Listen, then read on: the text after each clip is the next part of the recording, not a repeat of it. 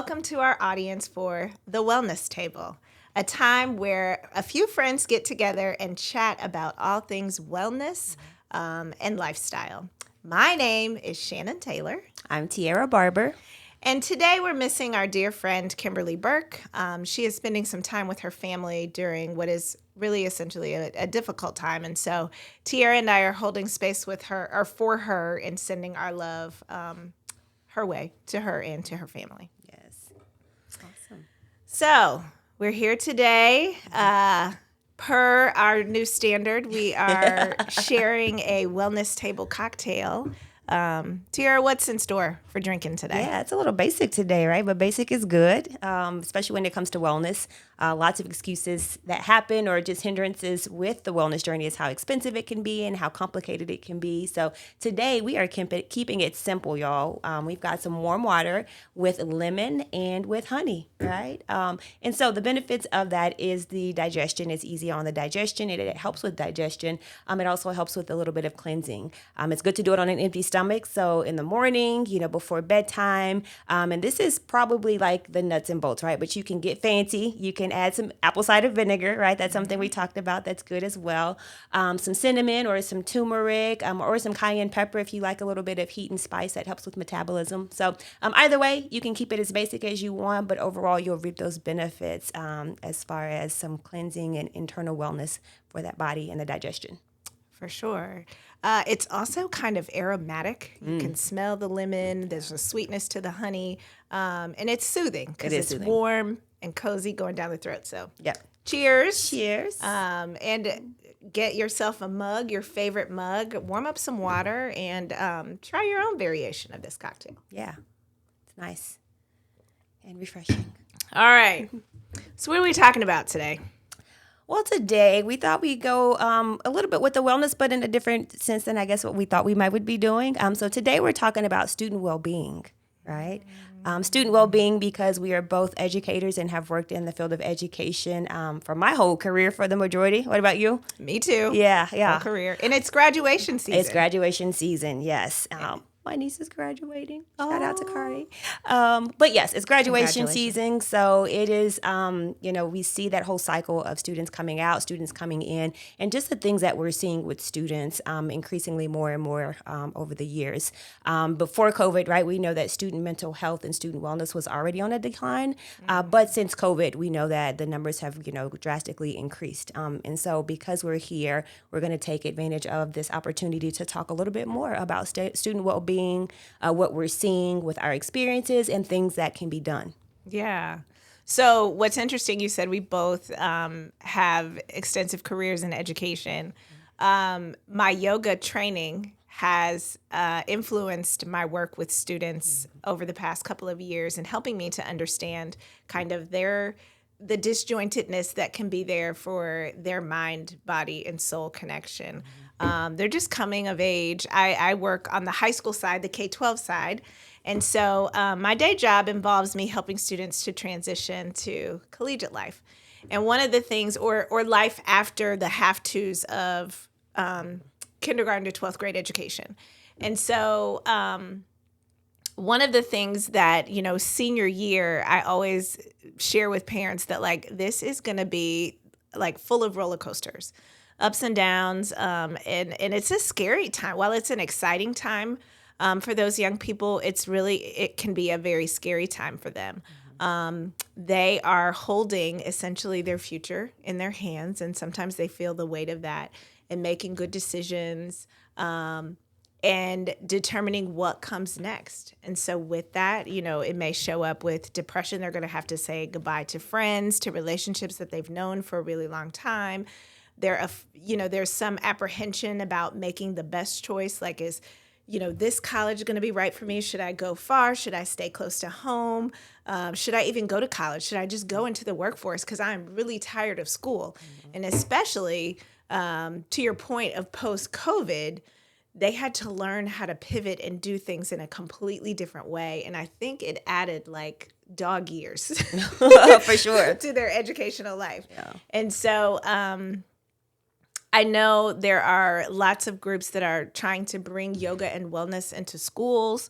I know school counselors are having to have extensive training and put together programming that benefits students on the high school side. What are some things that you're seeing? Yeah, so I've worked in higher education for the majority of my adult years in two different sectors, partly with student athletes and then also now working in admissions. And so I kind of work like it's like you hand them off to me, right? So I Right. see a lot of freshmen, high school students coming into our campus as being freshmen. And so a lot of anxiety, lots of apprehension, uncertainty, right? Because you see them and then they come to us, but we see them through that process. And so they're just really uncertain about their decision. I've seen a lot more parental involvement, right, to help them, maybe guide through those decisions because students just really aren't as sure, right? So those 2 to 3 years of COVID really took out a lot of, experience for us all, but they didn't have a lot of those tangible experiences through that time that were really essential in helping them to translate to, I won't say adulthood, but that transition for college. So looking at people in the eyes at college fairs, right? Like, or shaking hands, or even knowing what to say. So just some of those personable skills, I think were lost as well because they, were, virtual for so long during those key years of development for some of those things for those high school students. When identity is important, when they're getting those social circles and things like that. So when they are not firm in those foundations, then we see those, as entering students into that college realm. And so, yeah, just really uncertainty, unsure, and really making sure that they have a game plan coming to campus so that they can ease into that transition. Yeah. And there's, I believe, like a heightened awareness of where they are. Like at the same time that they don't know exactly what they're doing, there's a heightened awareness of, I don't know what I'm doing. And then that makes me, in turn, really scared. Some things that students are navigating is like appropriate coursework, what should I study? If I am a high achieving student, what happens when I get to college and for the first time I get a D or the first time I get a C, the teacher hands me back my paper and says it's crap, and how they have to learn to take it in stride and that it's an added value to be able to take feedback and turn it around and make improvements. And, they're ready to throw in the towel a little bit earlier. So what are some things that you think in terms of like helping them navigate the academic side? Because we know that there's lots of different circles that intersect in terms of that college life, relationships, safety, proximity on campus, having, family close to home, distance from family. But what are some things in working on like that academic choice first? We'll just kind of break it down in some different ways. Yeah. So I always tell students, and this is general, and we can move kind of more into that academic, but to start early, right? Preparation, we know, is key in everything, right? In athletics, in life, and work, preparation is key. But we're seeing a lot of students that are delaying, even that college search process until into that senior year and deeper into that senior year, which makes them feel more of those experiences of anxiety and this pressure because that timeline has shortened. So when it comes to academically, give yourself the best shot possible and try to prepare as best you can, meaning starting that process earlier.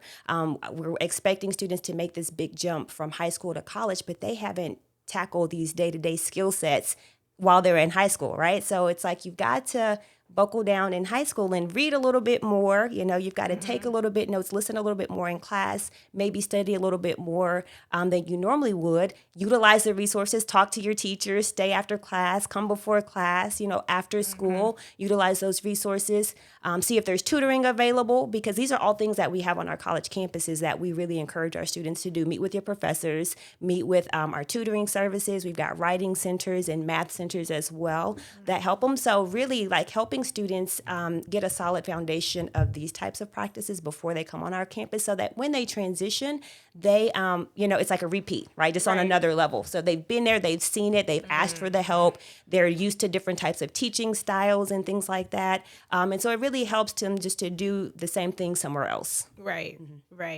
And learn to be advocates for themselves Yep. and say, like, if I don't understand, hey, can you help me? I don't understand. Or send me in the right direction so that I can get Right. get the help that I need. You can't wait till after midterms, right? Like Right. early intervention. I think one of the things too with figuring out what the next step is, you really have to broaden your horizons and you have to explore.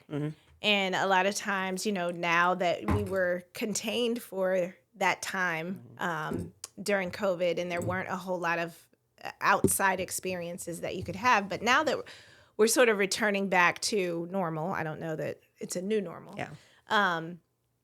Getting out and exploring and figuring out what kind of makes your heart feel swollen Yeah. inside, because that's probably going to be connected to your passion, and you're going to be much happier pursuing an academic endeavor that's related to your passion than something that is just going to make you money. Right. Or that your parents feel passionate about. You really have to have some investment in the game because this next step isn't required. Yeah. And so I think that that's another thing that I like to share with students, is that the next step isn't required. So you have to make sure that it's a space that you can navigate in with some certainty and some happiness, some joy in there. And we know that college is expensive, right? And I tell students, don't waste time and don't waste money, right? If whatever institution can give it to you, that's good, right? But don't go into thousands and thousands of dollars of student debt, because that's where we're seeing a lot of student well-being being affected, is because students are stressed because of financial reasons. Like, we're having more and more students that are food insecure on campuses, and that are trying to pay for living experiences that they're stressed. They're depressed. They are trying to work. They're trying to go to school. And it's really affecting how it shows up in the classroom, right? So if a student cannot have their basic needs met of stable housing and food, that's going to affect what they do in that classroom. And so you're seeing lots and lots of more students affected by the financial aspects around their college experiences and how it's affecting their mental health and their well-being. Yeah. I'm an adult. And sometimes it's really hard to navigate those things. I think, so, some advice that I would probably even share with parents is to make yourself accessible and to share, sometimes as a parent, when you look like you're holding it all together, kids don't. And not that because I guess it works both ways. You don't want to put too much on them too early and have them develop, kind of an anxiety around that and worry for you, but understanding that some of that is just life, right? And some of it is also what helps to drive us to do the things, do that day-to-day work, like having the understanding of knowing that we work, we get paid, we pay bills, and, there's kind of a cycle. And if they don't see the adults in their lives working through those things, they get this notion that it happens by magic. Yeah. And then when they get there and they don't understand how to do it, that stresses them out and they aren't sure where the resources are to ask for help. So like the good cheese is in the refrigerator, right? And not, all the stuff that just magically appears that they don't know how it got there, right? And then the decision making, like, okay, we're not going to get this today because we have to get this. Toilet paper is more important than, maybe your favorite box of cereal or something like that. And so having them navigate those types of decisions so that when they get to college, they're not just trying to go ahead and buy what, mom and dad had in the refrigerator, because it's a different ball game, when you are living off of work study. Yeah. I think you brought up a very, another good point. So we'll say, parents begin to turn over the reins a little bit during that junior and senior year, not being so quick to solve the problem for your young person, but help them to learn to think critically, help them to build the grocery list, to give them the money to go and shop. And then they can see that, like, oh, that oat milk is really $4.99 and maybe I need to get it on sale or, clip these coupons, but start to build those skills while they're with you. Yeah. Then they can come home, you have conversation about it, and it will go a long way towards helping them to transition into life on their own. Yeah, for sure. And as we're talking about just mental health and well-being, that we know that students do better when they perform or when they establish these habits earlier on. So getting your students out of the house, off the couch, off their devices, even as great as they are, right? But get them to moving their bodies because, once they get to their 30s and past those 20s, it's going to be harder to establish some of these healthier routines. So help them, start drinking more water. Take 10-minute break from their devices to get up to walk around and those types of things, just to help them with their transition because they get to college. Freshman 15 is real. I ate waffles like with every meal. When I saw that waffle maker in the cafeteria, I was like, what? So this is awesome. It is awesome. So just helping them just, again, navigate those pieces to help them be as healthy as they can. They're living in residence halls, right, with different people, and they're just, all these different social circles and things like that. So helping them to identify how to, get a little bit more movement and those, healthier benefits in earlier. As we're sitting and having this conversation, the Svadhyaya comes to mind in that self-study. Yeah. And really encouraging them to spend some time while they're, focused on academics and all of that. Those are all important and great. We've already talked about that. But really getting to know some things, beginning that inquiry to self and what I need. Because my mom's not going to be here to give me a hug if I live, if I move out into my own apartment or if I live on campus. My dad isn't going to be around to do the dad things that he does, like, put gas in my car or help me to fix something. But what are some things that, and those things oftentimes ground us when our nervous systems are in a tizzy, just knowing that our people are there, that the family dog is there for me to hug. But what can I do when I'm away? What can I do that I have control over that will help to kind of temper my nervous system and make me feel at ease? I think you said something else. So I had 2 student athletes who were, you get into that habit of we have to work out because that's a part of the sport that we're participating in and that we play. And a lot of my friends, have similar, I think this generation of parenting, the kids are always involved in something. You're running from here to there. There's this notion of have to. But making sure that your student understands the pleasure side of it, along with the benefits and explores. Like, you might be a volleyball player and you have to run sprints and you have to do this hard cardio all the time, but what would be your physical activity that kind of, brings you ease or brings you joy? Right. That you could lean on in those times where, when you're your downtime, when you don't have to, because like you said, freshman 15 is real. Yes, it is. And oftentimes then that adds another layer of anxiety because you've added this weight that you didn't want to add or, whatever. But just being able to make the healthy choices related to exercise. And then my mind is reeling because I was thinking food and then I thought, ooh, and the other stuff. All the good stuff. Well, the good thing is that many campuses, athletic departments, and college campuses in general, they offer lots of resources that are available to students. I will say that as far as with the general colleges, they are overbooked though, right? Like with the mental health services, the fitness centers are there and things like that. But there are services that are available to help students to navigate whatever it is that they're dealing with, whether it's mental, emotional, or physical or anything like that. So making sure that students know, wherever it is that they're going or they're going to land, even if it's high school, what resources are available to them in the local community and also on those campuses to help to serve as a resource. Many of them are free for sure on college campuses, I know, but, helping them to identify resources earlier on helps to say, okay, again, you've got them there, go ahead and tap into them early on.